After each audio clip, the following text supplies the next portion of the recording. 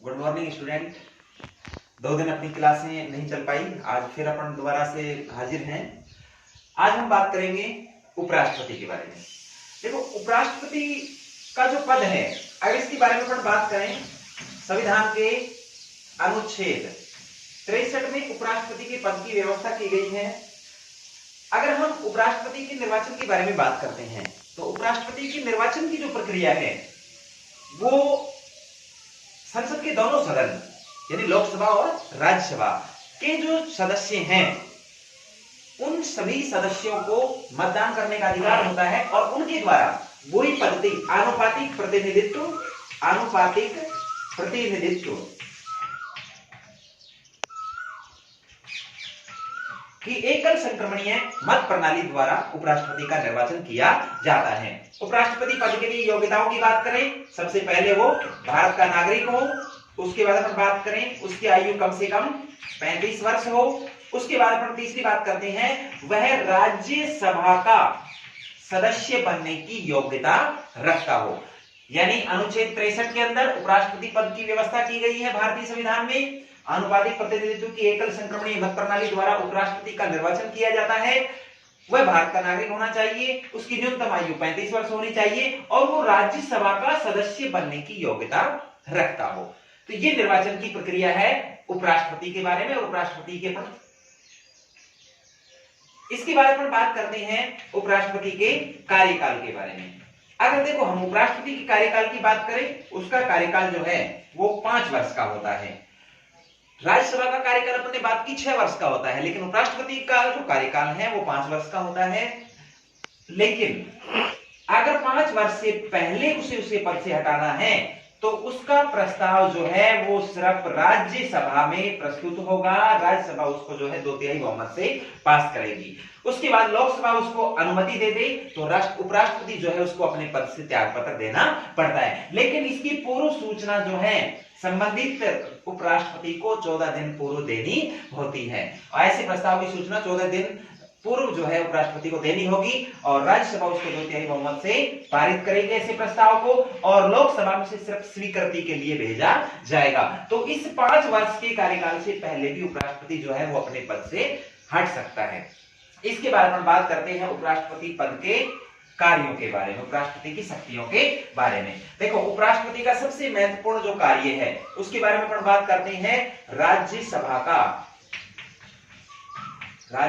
का पदेन सभापति। राज्यसभा का पदेन सभापति जो है वो कौन होता है? उपराष्ट्रपति होता है। लेकिन इस उपराष्ट्रपति को राज्यसभा में मत देने का अधिकार नहीं होता या निर्वाचन से संबंधित शक्तियां इसके पास नहीं होती। किसी भी स्थिति में से मत देने का अधिकार नहीं होगा। लेकिन समान मत आने पर जो निर्णायक मत होता है, निर्णायक मत का अधिकार जो है वो उपराष्ट्रपति के पास होता है। ये राज्यसभा का पदेन सभापति होता है लेकिन ये राज्यसभा का सदस्य नहीं होता, इसलिए इसे राज्यसभा में मतदान करने का अधिकार नहीं होता। लेकिन निर्णायक मत अगर समान मत आ जाए तो निर्णायक मत देने का अधिकार जो है वो किसके पास होता है? उपराष्ट्रपति के पास होता है। उसके अलावा इसका एक और कार्य है राष्ट्रपति की अनुपस्थिति में राष्ट्रपति पद को संभालने का कार्य, उसकी जिम्मेदारियों का निर्वहन करने का कार्य। जैसे राष्ट्रपति विदेश यात्रा पर है, राष्ट्रपति महाभियोग के द्वारा पद से हटा दिया गया है, राष्ट्रपति ने त्याग पत्र दे दिया है, राष्ट्रपति की मृत्यु हो गई है या फिर अन्य भी कारण बीमारी की वजह से राष्ट्रपति अपने पद पर कार्य करने में सक्षम नहीं है, तो ऐसी स्थिति में उपराष्ट्रपति जो है वो राष्ट्रपति के पद के समस्त प्रकार के कार्यों का निर्वहन करने के लिए जिम्मेदार होता है। राष्ट्रपति में सिर्फ इतना ही छोटा टॉपिक था ये। इसके बाद अपन बात करते हैं प्रधानमंत्री के बारे में। देखो, ये अभी तक जो अपन ने राष्ट्रपति और उपराष्ट्रपति पढ़ा ये थी नाम मात्र की कार्यपालिका।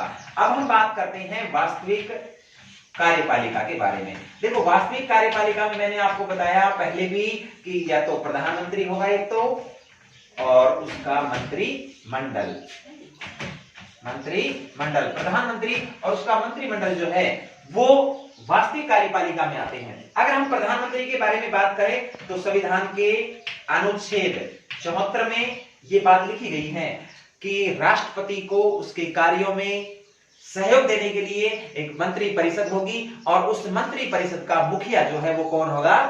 प्रधानमंत्री होगा। इसके बाद अगर अपन बात करें अनुच्छेद 75 की, अनुच्छेद 75 में प्रधानमंत्री के निर्वाचन से संबंधित शक्तियों, निर्वाचन के बारे में, प्रधानमंत्री के निर्वाचन की प्रक्रिया के बारे में, उसके अलावा मंत्री परिषद के निर्माण में राष्ट्रपति को सिफारिश करने के संबंध में जो है अनुच्छेद 75 के अंदर लिखा गया है। अब इसके बाद हम बात करते हैं प्रधानमंत्री की नियुक्ति के बारे में। देखो, प्रधानमंत्री जो है वो नियुक्त होता है, निर्वाचित नहीं होता। सबसे बड़ी बात तो यह नियुक्त, और इसे नियुक्त कौन करता है? राष्ट्रपति नियुक्त करता है। कौन करता है इसे नियुक्त? राष्ट्रपति। लेकिन मूलतः राष्ट्रपति ऐसे व्यक्ति को प्रधानमंत्री नियुक्त करता है जिसका लोकसभा में बहुमत है, यानी लोकसभा में बहुमत दल के नेता को प्रधानमंत्री के पद पर राष्ट्रपति द्वारा नियुक्त किया जाता है। इसके बाद पर बात करते हैं प्रधानमंत्री के कार्य और शक्तियों के बारे में। प्रधानमंत्री के कार्य और शक्तियों की अगर हम बात करें तो सबसे पहले प्रधानमंत्री का मूल जो कार्य है मंत्री परिषद का निर्माण, मंत्री परिषद का निर्माण।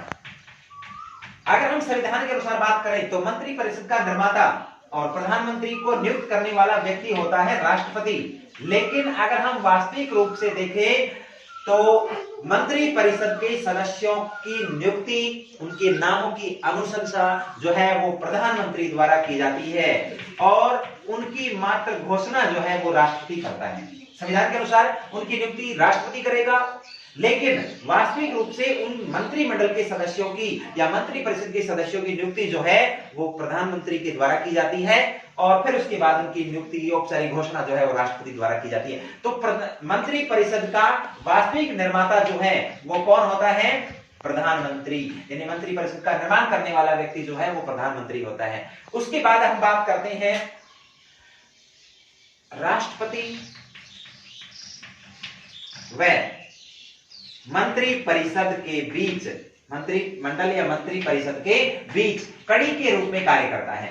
इधर मंत्री परिषद की जो बातें हैं उनको राष्ट्रपति तक पहुंचाने के लिए पूरा मंत्रिमंडल उपस्थित नहीं होगा, तो वहां उस कड़ी के रूप में, सामंजस्य के रूप में, यानी राष्ट्रपति और एक तरफ मंत्री परिषद है, एक तरफ राष्ट्रपति है, दोनों के बीच तालमेल, दोनों के बीच सूचनाओं का आदान प्रदान करने का कार्य जो है वो प्रधानमंत्री का होता है। तो राष्ट्रपति और मंत्रिमंडल के बीच एक कड़ी के रूप में, एक संपर्क सूत्र के रूप में जो है प्रधानमंत्री कार्य करता है। उसके अलावा इसका काम है मंत्रिमंडल की अध्यक्षता करना। मंत्रिमंडल की अध्यक्षता, मंत्रिमंडल का जो अध्यक्ष है, क्योंकि प्रधानमंत्री स्वयं भी एक मंत्री है लेकिन वो उन अन्य सभी मंत्रियों का प्रमुख है, हेड है उनका, इसलिए उसे अपने प्रधानमंत्री बोलते हैं। तो प्रधानमंत्री जो है मंत्रिमंडल की बैठकों की अध्यक्षता करता है। उसके अलावा मंत्रिमंडल में विभागों का बंटवारा, किसको कौन सा विभाग देना है, किसको रक्षा मंत्रालय देना है, किसको वित्त मंत्रालय देना है, इन सभी चीजों की घोषणा जो है, लिस्ट जो है वो प्रधानमंत्री तैयार करता है। विभागों का बंटवारा जो है प्रधानमंत्री द्वारा किया जाता है, लेकिन इसकी औपचारिक घोषणा जो है वो किसके द्वारा की जाती है? राष्ट्रपति द्वारा की जाती है। अब इसके बारे में बात करें शासन का प्रमुख संचालनकर्ता, शासन के प्रमुख संचालककर्ता के रूप में भी प्रधानमंत्री ही कार्य करता है, क्योंकि वास्तविक प्रशासन को संचालित करने की भूमिका मंत्री परिषद की होती है और मंत्री परिषद के मुखिया के तौर पर समस्त प्रकार की शक्तियां वास्तविक रूप से, संवैधानिक रूप से राष्ट्रपति में निहित थी, लेकिन वास्तविक रूप से प्रधानमंत्री में और उसके मंत्रिमंडल में निहित होती हैं। तो समस्त प्रकार की शासन प्रक्रिया संचालित करने का जो कार्य है वो हमारे प्रधानमंत्री का होता है। उसके अलावा लोकसभा का बहुमत दल का नेता होता है, तो लोकसभा का नेतृत्व जो है वो भी प्रधानमंत्री द्वारा ही किया जाता है। तो ये सभी जो कार्य और शक्तियां जो है वो प्रधानमंत्री की हैं, ये सभी कार्य प्रधानमंत्री द्वारा पूरे किए जाते हैं और देश का वास्तविक संचालककर्ता, देश का वास्तविक शासक जो है हमारे यहाँ प्रधानमंत्री को ही माना जाता है, जबकि संवैधानिक तौर पर जो है राष्ट्रपति ही वास्तविक संचालक होता है। संवैधानिक तौर पर राष्ट्रपति, लेकिन वास्तविक रूप से मंत्री परिषद और प्रधानमंत्री जो है वो देश की शासन व्यवस्था को संचालित करने का कार्य करते हैं। आज सिर्फ इतना ही। अगली क्लास में हम पढ़ेंगे मंत्रिमंडल या मंत्री परिषद के बारे में।